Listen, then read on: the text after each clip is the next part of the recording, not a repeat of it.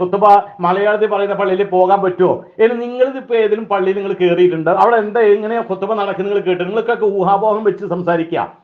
ഏത് മുജാഹിദ് പള്ളിയിൽ കയറ്, നിങ്ങൾ സലഫി പള്ളിയിൽ കയറ്, എന്നിട്ട് കേൾക്ക്, അവിടെ ഇരുന്ന് കേട്ട് പഠിക്ക്. ഒരാഴ്ച പള്ളിയിൽ പോ, എന്നിട്ട് അവ കേട്ടിട്ട് അവിടെ ഹദീസും ആയത്തുകളും ഓതിയിട്ട് അത് കൃത്യമായിട്ട് വിശദീകരിക്കുന്നു, ജനങ്ങൾക്ക് അത് പഠിച്ച് മനസ്സിലാക്കുന്നു. ഒന്ന് കയറി ചെല്ല്. ഇതൊന്നും ചെല്ലൂല. ഇതെല്ലാം കേട്ടിട്ട് പിന്നെ ഊഹാപോ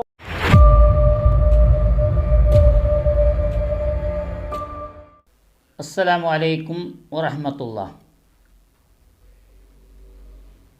പ്രിയമുള്ളവരെ, ഇവിടെ ഒരു ഡോക്ടർ അഹമ്മദ് കബീർ മുസ്ലിയാർ, ഇദ്ദേഹം മുജാഹിദ്, ഇദ്ദേഹം സുന്നിയായിരുന്നു, പിന്നെ മുജാഹിദാണ്. ഇദ്ദേഹത്തിൻ്റെ ആ മുണ്ടാസ് ഉണ്ടല്ലോ, തലപ്പാവ്, നമ്മുടെ നാട്ടിൽ മുണ്ടാസ് എന്ന് പറയുന്നതാണ്, ആ തലപ്പാവ് മാറ്റിയിട്ടില്ല. അത് സുന്നിയായ കാലത്തുണ്ടായിരുന്ന മുണ്ടാസ് തന്നെയാണ്, തലപ്പാവ് തന്നെയാണ്. അത് ഒറിജിനൽ തലപ്പാവാണ് അദ്ദേഹത്തിൻ്റെ. അന്ന് മുതൽ ഇന്ന് വരെ അത് മാറ്റിയിട്ടില്ല. എന്തിന്? അവസരം വന്നാൽ ഇനി ഇങ്ങോട്ട് വരാം, അതല്ലെങ്കിൽ അവിടെ നല്ല സ്കോപ്പ് ഉണ്ടെങ്കിൽ അവിടെ തന്നെ നിൽക്കാം, അതല്ലെങ്കിൽ ഇങ്ങോട്ട് ചാടാം. ഈ തലപ്പാവ് എടുത്താൽ ബുദ്ധിമുട്ടാണ്. അപ്പോൾ ഇദ്ദേഹം പറയുന്നത്, സലഫി മുജാഹിദ് പള്ളിയിലേക്ക് വന്ന് നോക്ക്, അവിടെ ജുമാ നമസ്കരിച്ച് നോക്ക്, അവിടുത്തെ ഖുതുബ കേട്ട് നോക്ക്. അവിടുത്തെ ഖുതുബ മലയാളം പരിഭാഷയാണ്, അത് കേട്ട് നീ പഠിക്ക്. അതവിടെ എന്താണ് പറയുന്നത്, അതുകൊണ്ട് നിനക്ക് ഉത്ബോധനമാണ്, ജനങ്ങളെ അറിയിക്കലാണ് എന്നാണ് വാദിക്കുന്നത്. ശരിയാണ്.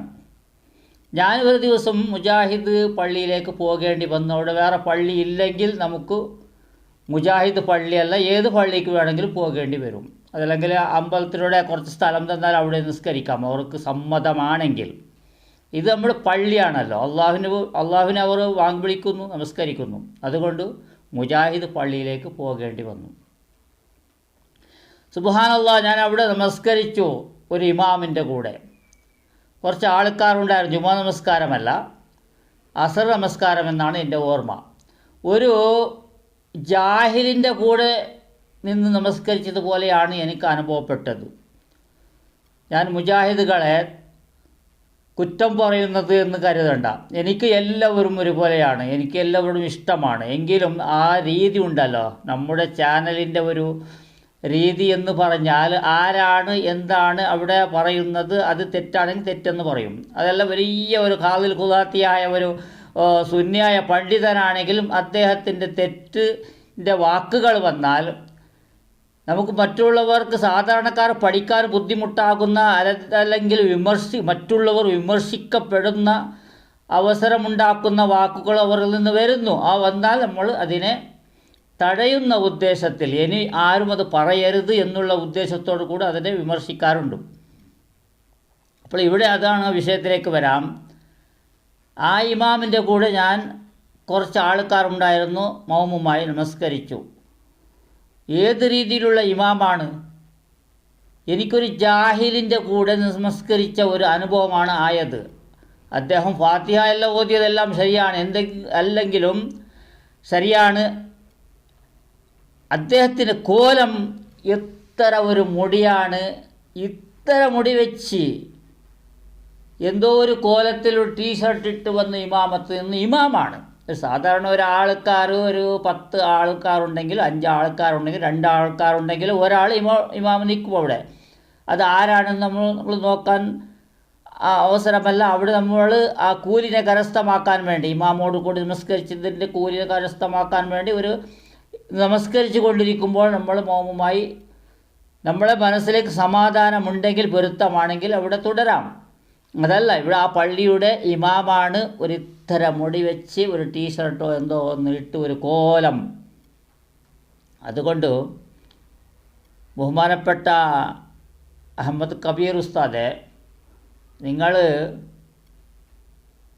നല്ല രീതിയിൽ അന്തസ്സോടുകൂടെ നല്ല ഡ്രസ്സും മര്യാദയ്ക്ക് ഒരു ഡ്രസ്സ് ഇട്ടും കൊണ്ട് നല്ല തലപ്പാവ് കെട്ടി സുന്നികളോട് കൂടി നമസ്കരിക്കുന്നവരെ നിങ്ങളിനി ഈ കുത്തുബയുടെ പാരായണം കേൾക്കാൻ, പരിഭാഷ കേൾക്കാൻ മുജാഹിദ് പള്ളിയിലേക്ക് വിളിക്കരുത്. ഇത് വിളിച്ചത് മതി എന്നാണ് എനിക്ക് പറയാനുള്ളത്. കാരണം ഇവിടെ നമ്മൾ വിമർശിക്കുന്നത് സുന്നത്ത് ജമാഅത്തിൽ നിന്നുകൊണ്ട് തന്നെ, സുന്നത്ത് ജമാഅത്തിൽ നിന്ന് പോയി സുന്നത്ത് ജമാഅത്തിനെ വിമർശിക്കേണ്ടതില്ല എന്നാണ് എന്ന് വിശ്വസിക്കുന്നവനാണ് ഞാൻ. നമ്മൾ ഇവിടുന്ന് ചാടിയതിന് ശേഷം നമ്മൾ എന്തിനു വേണം ഇതിനെ വിമർശിക്കാൻ? ഇതിൻ്റെ സംഗതിയെ വേണ്ട. ഇത് വിട്ടുപോയതല്ലേ, പിന്നെ എന്തിനു വേണം നിങ്ങൾക്ക് ആ കാര്യം? നിങ്ങൾ ഈ സുന്നത്ത് ജമാഅത്ത് വേണ്ട എന്ന് പറഞ്ഞു പോയതല്ലേ. ഇവിടെ വരുന്ന തെറ്റുകളെയും കുറ്റങ്ങളെയും എന്തുണ്ടെങ്കിലും നമ്മൾ ഇവിടെ തന്നെ ഇരുന്ന് ഇവിടെ തന്നെ നിൽക്കുകയും ചെയ്ത് ഈ സുന്നത്ത് ജമാഅത്തിൽ തന്നെ ഉള്ളതോടുകൂടെ നമ്മൾ തെറ്റുകൾ പറയണം. നമ്മുടെ വീട്ടിൻ്റെ കാര്യം, നമ്മുടെ മക്കൾ ചെയ്യുന്ന തെറ്റുകളോ കുറ്റങ്ങളോ മറ്റവൻ്റെ വീട്ടിൽ കയറി അവിടെ അതിൻ്റെ അകത്ത് പോയി ഇരുന്ന് നമ്മളെ മക്കളെ കുറ്റം പറയലല്ല, നമ്മളെ ഭാര്യയെ കുറ്റം പറയലല്ല, നമ്മുടെ വീട്ടിലുള്ളവരെ കുറ്റം പറയലല്ല, നമ്മൾ വാപ്പയുടെ സ്വഭാവം ശരിയില്ലെങ്കിൽ അവിടെ പോയി പറയലല്ല. നമ്മുടെ വീട്ടിൽ തന്നെ ഇരുന്ന് പറഞ്ഞാൽ മാത്രമേ അത് ഫലമുണ്ടാകൂ. ഉണ്ടായിട്ടുമുണ്ട്. അതാണ് എനിക്ക് പറയാനുള്ളത്. നമ്മുടെ ബഹുമാനപ്പെട്ട ഡോക്ടർ അഹമ്മദ് കബീർ മുസ്ലിയാർ എന്തുകൊണ്ട് ഇങ്ങനെ സംഭവിച്ചു എന്ന് എനിക്ക് മനസ്സിലാകുന്നില്ല. ഇദ്ദേഹം ഒരുപാട് ദിവസങ്ങളായി ഖുതുബ പാരായണം മലയാളത്തിലാകണം, സുന്നത്ത് ജമാഅത്തിൻ്റെ പള്ളികളിലും സമസ്തയുടെ പള്ളികളിലും അത് മലയാളത്തിലാകണമെന്ന് ഷാഠ്യം പിടിക്കുന്നത് ഒരുപാട് ദിവസങ്ങളായി. ഒരുപാട് കേട്ട് മടുത്തു. 2, 3, 4, 5 വീഡിയോ ഇദ്ദേഹം ചെയ്തു. ചെയ്യുമ്പോൾ ചെറുതും മനസ്സിലാകുന്നതും സമ്പൂർണമായിരിക്കണം. ഈ അർത്ഥസമ്പൂർണം പാട്ട് പാടിയിട്ടാണ് എങ്ങനെ ഈ മനസ്സിലാകുക? നിങ്ങളെന്ന് പറയും, എങ്ങനെയാണ് ഈ മനസ്സിലാകുന്നത് എന്ന് പറഞ്ഞാൽ ഈ പാട്ട് പാടിയിട്ടാ? ഇങ്ങനെ ഈണത്തിലും ടോണിലൊക്കെ പാട്ട് പാടിയിട്ട് ജനങ്ങളെ മനസ്സിലാക്കലാണോ? അപ്പോൾ ഖുതുബ എന്ന് പറഞ്ഞത് ജനങ്ങൾക്കുള്ള ഉപദേശമാണ്.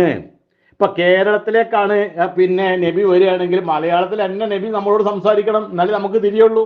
അതിലാർക്കാ തർക്കമുള്ളത്? മൂസാ നബിയുടെ ഭാഷയിലാണ് സംസാരിച്ചേ, ഈസാ നബിയുടെ ഭാഷയിലാണ് സംസാരിച്ചത്, അള്ളാഹുവിന്റെ റസൂൽ അറബിയിൽ സംസാരിച്ചു. അത് ഭാഷയാണ്. ജനങ്ങൾക്ക് ഉത്ബോധനം. നോക്ക് നിങ്ങൾ സ്വഹീഹ് മുസ്ലിമില് 862 ഹദീസ്, അള്ളാഹുവിന്റെ റസൂൽ നബിക്ക് 2 ഖുത്ബ ഉണ്ടായിരുന്നു. ഇടയിൽ ഇരിക്കും, ഖുർആൻ ഓതി ഉത്ബോധിപ്പിക്കും, ജനങ്ങളെ ഉത്ബോധിപ്പിക്കും. അതായത് ആ ഖുർആൻ ഓതി അതിന്റെ ആശയങ്ങളും അതിന്റെ വിശദീകരണങ്ങളും സഹാബത്തിന് പറഞ്ഞു കൊടുക്കും. അങ്ങനെ ഉത്ബോധിപ്പിച്ചു. നിങ്ങൾ സമസ്ത പള്ളിയിലെ ആയത്ത് ഓതിയിട്ട് എന്ത് ഉത്ബോധന ചെയ്യുന്നത്? എന്താ ജനങ്ങൾക്ക് പഠിപ്പിക്കുന്നത്? അപ്പൊ ചില ആൾക്കാർ പറയാ ഉറങ്ങുകയാണ്, എല്ലാ പള്ളിയിലും ഉറങ്ങലുണ്ട് എന്ന്. അതിപ്പോ അങ്ങനെയല്ല. സമസ്ത പള്ളിയിൽ വന്നിരിക്കുന്ന 100 പേര് വന്നാൽ 100 പേർക്കൊന്നും കിട്ടൂല. ഇനിയിപ്പോ ഉറക്കെന്ന് പറഞ്ഞാൽ അതിപ്പോ തണുത്ത കാറ്റും ഇതൊക്കെ കിട്ടുമ്പോ ചിലപ്പോ ആരും ഒരാൾ കാണുമ്പോൾ 100 പേര് പള്ളിയിൽ പങ്കെടുത്താൽ 2-3 ആളുകൾ ഉറങ്ങിന്ന് കൂട്ടിക്കോ. ബാക്കി 97 പേർക്കും കാര്യം കൃത്യമായിട്ട് മനസ്സിലായില്ല. നിങ്ങളുടെ പള്ളിയിൽ 100 പേര് വന്ന് 100 പേർക്ക് ഒന്നും കിട്ടൂലല്ലോ. അപ്പൊ ഉപദേശമാണ്, ജനങ്ങൾക്കുള്ള ഉപദേശമാണ് ഖുതുബ എന്ന് പറയുന്നത്. അത് നിങ്ങൾ കിഴക്കോട്ട് തിരിഞ്ഞിട്ട് ജനങ്ങളിലേക്ക് നോക്കിയിട്ട് അയ്യുഹന്നാസ് എന്ന് വിളിച്ച് ആരെയും വിളിക്കുന്നത്? അല്ലാതെ പറയുന്നത്. നിങ്ങൾ ആരെയും ഉപദേശിക്കുന്ന ആരെയാ? ഖുതുബ എന്ന് പറഞ്ഞ ഉപദേശമാണ്, ജനങ്ങൾക്കുള്ള കാര്യങ്ങളാണ്. ഇവിടെ നബിയുടെ ഭാഷ മാത്രം മതി, ആൾക്കാർക്ക് നബിയുടെ ഭാഷ മാത്രം മതി, അറബിയിലായിരിക്കും പറയുന്നത്. നബിയുടെ ഖുതുബ നിങ്ങൾ ഓതുന്നുണ്ടോ? നബി സല്ലല്ലാഹു അലൈഹി വസല്ലം 500 ഖുതുബ ഓതിയിട്ടുണ്ട്. ആ ഖുതുബയാണ് നിങ്ങൾ ഓതുന്നത്? അല്ല, നിങ്ങൾക്ക് ഇഷ്ടമുള്ള നബാത്തിയ ഖുതുബ. മിസ്റില് ഈജിപ്തിലെ 1000 കൊല്ലം, ഏകദേശം ഒരു 1000 കൊല്ലമായിട്ടുണ്ട് ഈജിപ്തിലെ ഇബ്നു നബാത്തുൽ മിസ്രി എഴുതിയ കിതാബ്. അതിലാണെങ്കിൽ നബിദിനില്ല, ഷിർക്കില്ല, അത് മാത്രമല്ല അവരെ ആചാരങ്ങളില്ല, ഇസ്തിഹാസല്ല, ഇങ്ങനെയുള്ള കാര്യങ്ങളില്ല. അപ്പൊ അതിൽ നിന്ന് ഒന്ന് എഡിറ്റ് ചെയ്ത് നെല്ലിക്കുത്തി ഖുതുബ എല്ലാം കൂട്ടിയിട്ട് വേറെ ഖുതുബ ഉണ്ടാക്കി. ഇങ്ങനെ 2 ഖുതുബയാണ് ഇപ്പൊ കേരളത്തില് ഈണത്തില് പാടിക്കൊണ്ടിരിക്കുന്നത്. ഞാൻ ചോദിക്കുന്നത് സാധാരണക്കാരായ മനുഷ്യന്മാരെങ്കിലും മനസ്സിലാക്കുക. കാരണം മുസ്ലിയാക്കന്മാർക്ക് തിരിയൂല. കാരണം അവർക്ക് കാരണന്മാരെ കാണിച്ച ആ ശൈലിയെ പറ്റുള്ളൂ. നോക്ക് നിങ്ങൾ, നബി സല്ലല്ലാഹു അലൈഹി വസല്ലം ഖുർആൻ ഓതി ജനങ്ങളെ ഉത്ബോധിപ്പിക്കും എന്നാണ്. ഈ ഖുർആൻ ഓതിയിട്ട് ഉത്ബോധിപ്പിക്കുന്നത് എങ്ങനെയാ? സത്യമായിട്ട് അതെങ്ങനെ? അത് നിങ്ങളുടേത്. നിങ്ങൾ സുന്നത്ത് ജമാഅത്ത് വിട്ടുപോയി, അത് ശരിയാണ്. അവിടെ നിങ്ങൾ ഈ സുന്നത്ത് ഈ സമസ്തക്കാർ ഓതുന്നത് പോലെ ഓതാൻ സമ്മതിക്കരുത്. അവിടെ പരിഭാഷ തന്നെ ചെയ്തോളൂ. എങ്കിലും ഇവിടെ ചെയ്യണമെന്ന് നിങ്ങൾ അവിടെ പോയി പറയുന്നത് എന്തിനാണ്? ഇത് നിങ്ങളുടെ വീടല്ലല്ലോ, ഈ വീട് വിട്ടല്ല നിങ്ങൾ പോയത്. പിന്നെന്തിനാണ് ഇവിടുത്തെ സംഗതി നിങ്ങൾക്ക് വേണം? ഇവിടെ എന്ത് വേണം ചെയ്തട്ടെ? ഞാൻ പറയുന്നത് ഇവിടുത്തെ കാര്യം ഇവിടെ നിന്നുകൊണ്ട് തന്നെയാണ് പറയുന്നത്. മനസ്സിലായോ? അതുകൊണ്ട് കാര്യത്തിലേക്ക് വരികയാണെങ്കിൽ, ചുരുക്കത്തിൽ പറയുകയാണെങ്കിൽ, നബി സല്ലല്ലാഹു അലൈഹി വസല്ലമ തങ്ങൾ അറബി ഭാഷയിലാണ് ഖുതുബ പാരായണം ചെയ്തത്. ജനങ്ങളെ ഉത്ബോധിക്കാൻ വേണ്ടി. അത് അറബ് നാടായിരുന്നു, അവിടെ അറബികളായിരുന്നു. അതല്ലെങ്കിൽ വേറെ ഏതെങ്കിലും രാഷ്ട്രത്തിൽ നിന്ന് വന്നാലും അവിടെ അറബിയിൽ തന്നെയാണ് പറഞ്ഞുകൊണ്ടിരുന്നത്. റോം സാമ്രാജ്യത്തിൽ നിന്ന് വന്ന ഒരാൾ ദീന് സ്വീകരിച്ചാലും അദ്ദേഹം അറബി പഠിച്ചിരിക്കണം. ഖുതുബ അറബിയിലാണ് പഠിക്കുന്നത് വരെ അദ്ദേഹത്തിന് മനസ്സിലായില്ലെങ്കിൽ പിന്നെ പരിഭാഷ ആരെങ്കിലും ഖുതുബ കഴിഞ്ഞതിന് ശേഷം, നമസ്കാരം കഴിഞ്ഞതിന് ശേഷം അതിന് പറഞ്ഞു കൊടുക്കാം. അതാണ് സുന്നത്ത് ജമാഅത്തിൻ്റെ പള്ളികളിൽ ചെയ്യുന്നത്. ഖുതുബ ഇത് 2 റക്അത്തിൻ്റെ സ്ഥാനത്ത് നിൽക്കുന്നതാണ്. ഇതിനി നിങ്ങൾക്ക് ഞാൻ പഠിപ്പിക്കേണ്ടതില്ല, ഇത് എന്നെപ്പോലെയുള്ള സാധാരണക്കാർ മനസ്സിലാക്കട്ടെ എന്നാണ്. ആലിമീങ്ങൾക്കും ഇതറിയുന്ന കാര്യമാണ്. ഖുതുബയുടെ സ്ഥാനത്ത് നിൽക്കുന്ന 2 റക്അത്തിൻ്റെ സ്ഥാനത്താണ് ഈ ഖുതുബ നിൽക്കുന്നത്. പിന്നെ 2 റക്അത്ത് നമ്മൾ ജുമാ നമസ്കരിക്കുന്നു. അതുകൊണ്ട് ആ ഖുതുബ 2 റക്അത്തിൻ്റെ സ്ഥാനത്ത് നിൽക്കുന്ന ഈ ഖുതുബ ഉണ്ടല്ലോ, അത് അറബിൽ തന്നെ ആയിരിക്കണം. അത് മലയാളത്തിലാകണമെന്ന് ഞാൻ പറയേയില്ല. പിന്നെ അത് മനസ്സിലായില്ലെങ്കിൽ പിന്നെ അതിൻ്റെ പരിഭാഷ പിന്നെ അത് കഴിഞ്ഞതിൻ്റെ ശേഷം, അതല്ലെങ്കിൽ മുമ്പോ അല്ലെങ്കിൽ പിമ്പോ കഴിഞ്ഞതിൻ്റെ ശേഷം പറഞ്ഞു കൊടുക്കാം. ഉസ്താദ് പ്രസംഗിച്ചിട്ട് വേണമെങ്കിൽ പറയാം ഇന്നത്തെ ഖുതുബയുടെ വിഷയം ഇതാണ് എന്ന്. നമ്മൾ പറയിപ്പിച്ചിട്ടുണ്ട്. ഈ ഖുതുബയുടെ എന്താണ് ഇന്നത്തെ വിശേഷം, ഇന്നത്തെ കാര്യം എന്താണ്, അതിനെ ഉത്ബോധനം ചെയ്യിക്കാറുണ്ട്. നമ്മുടെ സമസ്തയുടെ പള്ളിയാണ്. മനസ്സിലാവാൻ വേണ്ടിയാണ് ഇത്രയും ഞാൻ ഉറച്ച് പറയുന്നത്. പിന്നെ ഒന്ന് എനിക്ക് ചോദിക്കാനുള്ളത് ബഹുമാനപ്പെട്ട അഹമ്മദ് കബീർ മുസ്ലിയാരോടും. ഞാനുള്ളത് ബാംഗ്ലൂരാണ്. ഒരു ഉദാഹരണത്തിന് വേണ്ടി മാത്രമാണ്. ബാംഗ്ലൂരോ അതല്ലെങ്കിൽ ഗൾഫോ സൗദിയോ ഇറാഖോ ഇറാനോ കുവൈറ്റോ എവിടെയാണെങ്കിലും ഇവിടെ എല്ലാ ജനങ്ങളും താമസിക്കുന്ന അവസ്ഥയാണ് ഇപ്പോൾ. സ്വന്തം നാട്ടിൽ ജോലി ഇല്ലാത്തത് കൊണ്ടും കച്ചവടം ശരിയാവാത്തത് കൊണ്ടും അവിടെ അങ്ങോട്ടും ഇങ്ങോട്ടും പോയി ജോലി ചെയ്യുന്നവർ. ഇവിടെ ആണെങ്കിലോ ബാംഗ്ലൂരു എന്ന് പറഞ്ഞാൽ, ഉദാഹരണത്തിന് ഞാൻ ബാംഗ്ലൂർ തന്നെ പറയാം. ഞാനിവിടെ താമസിക്കുന്നത് കൊണ്ട്, ഇവിടെ കച്ചവടം ചെയ്യുന്നത് കൊണ്ട് ഞാൻ ഇവിടുത്തെ കാര്യം പറയാം. അറിയാത്ത കാര്യം പറഞ്ഞിട്ട് കാര്യമില്ല.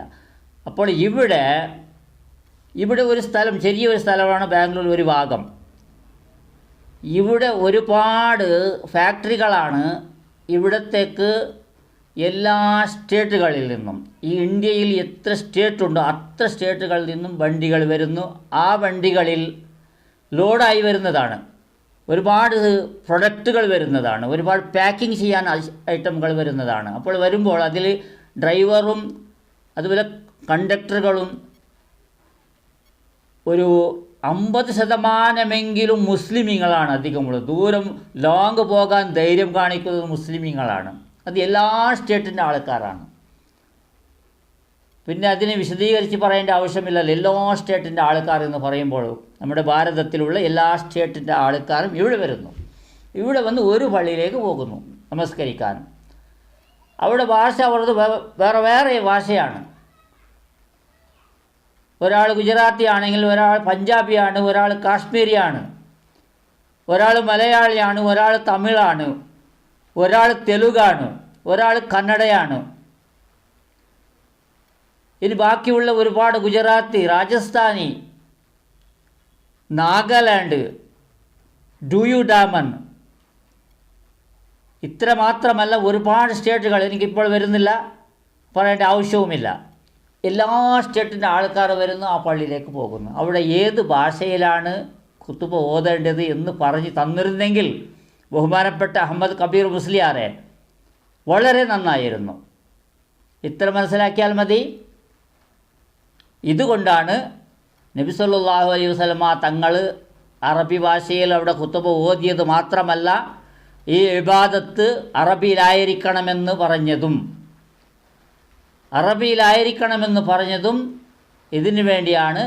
പിന്നെ മനസ്സിലാവാത്തവർക്ക് അവരുടെ ഭാഷയിൽ അറിയുന്നവർ അറിയാത്തവർക്ക് പറഞ്ഞു കൊടുക്കുക, അത്രേ ഉള്ളൂ. ഇതിന് മനസ്സിലാക്കില്ലെങ്കിലും വലിയ പ്രശ്നമില്ല. ഇത് ഖുതുബ എന്ന് പറഞ്ഞാൽ 2 റക്അത്തിന്റെ സ്ഥാനത്ത് നിൽക്കുന്ന ഒരു ഇബാദത്താണ്. പിന്നെ 2 റക്അത്ത് നമസ്കാരമാണ് ജുമുഅയുടെ ഖുതുബ. ഇതിനേക്കാൾ കൂടുതൽ എന്താണ് പറയാൻ? നിങ്ങൾ ഒരുപാട് കഷ്ടപ്പെട്ട് 4, 5, 6 വീഡിയോ ചെയ്തല്ലോ. എന്തിനു വേണ്ടി? ഇതിന് മറുപടി എനിക്ക് വേണം. ബഹുമാനമുള്ളവരെ, എൻ്റെ വീഡിയോ കാണുന്നവരോട് ഞാൻ ഇതുവരെ നിങ്ങളോട് നിർബന്ധിച്ചിട്ടില്ല. എൻ്റെ വീഡിയോ സബ്സ്ക്രൈബ് ചെയ്യണം, ഷെയർ ചെയ്യണം. ഉസ്താദ്മാരല്ല, അതാണ് യൂട്യൂബർ ഉസ്താദ്മാരും. സബ്സ്ക്രൈബ് ചെയ്തോളൂ, ഷെയർ ചെയ്തോളൂ, ഗൂഗിൾ പേ ചെയ്തോളൂ, ഫോൺ പേ ചെയ്തോളൂ. ഇതെല്ലാം ഒരുപാട് കാര്യങ്ങൾ. നമ്മുടെ വീഡിയോയിൽ അതൊന്നുമില്ല. ഇഷ്ടപ്പെടുന്നവർ കാണട്ടെ എന്ന് മാത്രമാണ് നമ്മുടെ ഉദ്ദേശം. കേൾക്കട്ടെ. അപ്പോൾ ഈ വീഡിയോ നിങ്ങൾ എല്ലാവരും എല്ലാ ജനങ്ങളിലേക്ക് എത്തിക്കണം, ഒന്നാമതായി. കാരണം ഈ വീഡിയോ ഇദ്ദേഹത്തിന് എത്തണം, കബീർ മുസ്ലിയാർക്ക് എത്തണം. ഞാൻ ഇദ്ദേഹത്തിൻ്റെ നമ്പർ അന്വേഷിച്ച് കണ്ടുപിടിച്ച് അയക്കുന്നില്ല. നിങ്ങൾ തന്നെ അത് ഷെയർ ചെയ്ത് ഒരുപാട് അദ്ദേഹത്തിനത് എത്തുന്ന രീതിയിൽ നമ്പറുള്ളവർ നമ്പറിൽ അയച്ചോളൂ, അതല്ലെങ്കിൽ പരസ്പരം ഷെയർ ചെയ്തോളൂ. അപ്പോൾ അദ്ദേഹത്തിന് അത് എത്തുമെന്നാണ് ഞാൻ കരുതുന്നത്. ഇതിന് ശരിയായ മറുപടി അയാൾ എന്നൊരു വീഡിയോ ചെയ്ത് എനിക്ക് തെറ്റിപ്പോയി എന്നാണ് ഇവിടെ അദ്ദേഹം പറയാനുള്ളത്. വേറെ ഒന്ന് പറഞ്ഞു വന്നാൽ പിന്നെ അതിന് മറുപടി പറഞ്ഞ് അത് പിന്നെ തീരുന്നതല്ല. നമ്മൾ ഏതെങ്കിലും ഒരു വിഷയം കണ്ടാൽ 1 വീഡിയോ 2 വീഡിയോ ചെയ്തു, അതിനേക്കാൾ കൂടുതൽ ചെയ്യാൻ സമയവുമില്ല. പിന്നെ ഇദ്ദേഹത്തിനെ പിൻപറ്റി അദ്ദേഹത്തിൻ്റെ ബാക്കിൽ പോകാനും എനിക്ക് സമയമില്ലാത്തത് കൊണ്ട് ഇത്തരം കാര്യം എനിക്ക് ഭയങ്കര കിതാബോ അതോ ഇതോ ഒന്നും പറഞ്ഞ് അതിന് കേട്ടൊന്നും അതിനെ വിശദീകരിച്ച് കൊടുത്ത് എനിക്കൊന്നും അറിയുകയില്ല. അത് ഇദ്ദേഹത്തിന് മാത്രമാണ് അറിയുന്നത്. അതുകൊണ്ട് എൻ്റെ ഒരു ചോദ്യത്തിന് മറുപടിയാണ് എനിക്ക് വേണ്ടത്. നല്ല പോലെ നിങ്ങൾ ഇതിനെ കേട്ട് മനസ്സിലാക്കി ഷെയർ ചെയ്യുക. ഇൻഷാ അല്ലാഹ്. അസ്സലാമു അലൈക്കും വറഹ്മത്തുള്ളാഹി.